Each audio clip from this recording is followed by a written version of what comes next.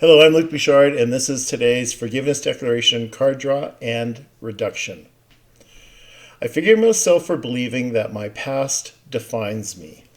Okay, let's take a look at what I wrote on this. Why is it so hard to stay in the here and now? Because we dwell upon perceived mistakes and circumstances of our past and think that they define who we are today. Oh, how we love to torture ourselves and not take responsibility for the present or our happiness.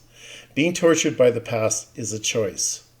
And the fastest way to find relief from our self-imposed grievances is to bring them to the Holy Spirit and ask to see our guilt and shame differently. It's time to live in the now. You know, it's curious how much we, and myself included, allow our past mistakes to be brought into the here and now.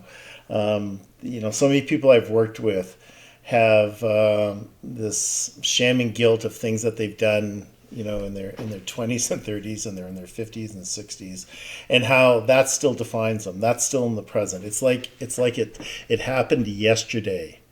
Like there was no time in between. And I will often ask people, does this feel like it happened like last week or this week, when it happened like, a decade ago? It goes, yeah, it feels like it just happened yesterday. And that's a big indication of the fact that we're not in the present. If you have an incident or something that happened in your life that you feel like it just happened yesterday, like it's just recent, like there's been no time, then you really want to take a look at that and really understand how come that feels so fresh, how come that feels so current, especially if it's been a lot of time since it's happened. And that is how we basically say tortured, is that we don't forgive ourselves for what we've done in the past. We've made mistakes, and somehow that colors our perception of who we are today. And there's no reason for it. It's an excuse to not stay in the here and now. It's an excuse not to be in the present.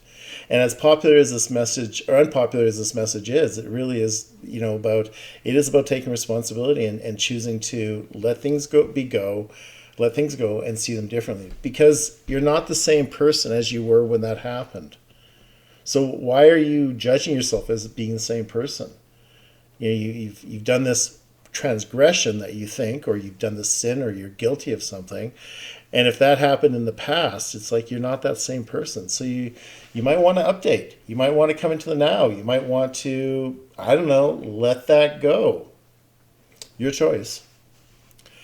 Now this image was extremely befitting for this declaration, because what we have here is a tree that's growing around a fence, and if you look at the middle third as it jets out, you can see actually there's barbed wire there, and it's this.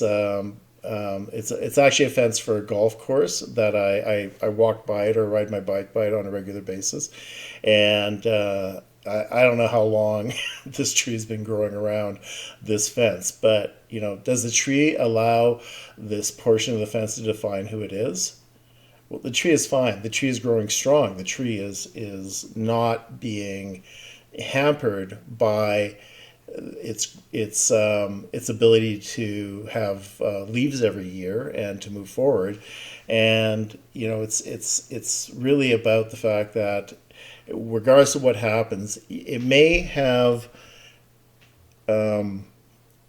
influence us, but does it define us? That's the question you really want to ask, is does your past trauma or transgressions define who you are?